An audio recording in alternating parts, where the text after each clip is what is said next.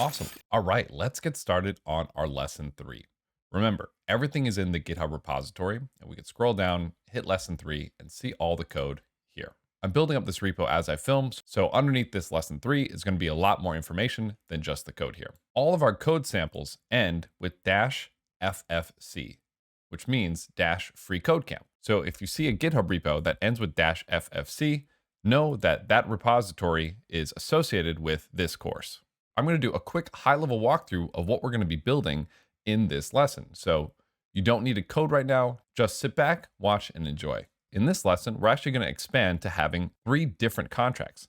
Let's say we want to be able to deploy simple storage contracts from a contract itself. Yes, contracts can indeed deploy contracts. We are going to create a contract called storagefactory.sol that's going to be able to deploy and interact with other contracts itself. So what we could do is we could go deploy this to a JavaScript VM. We're going to choose Storage Factory, and we're going to go ahead and hit deploy. In our contract down below, we have a number of different functions.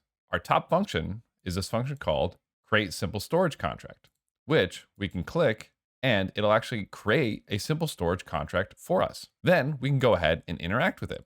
At index 0, we'll save a favorite number of 1. Now, if we hit sfget 0, we get 1 back, and we can see the address of the simple storage contract that we just deployed.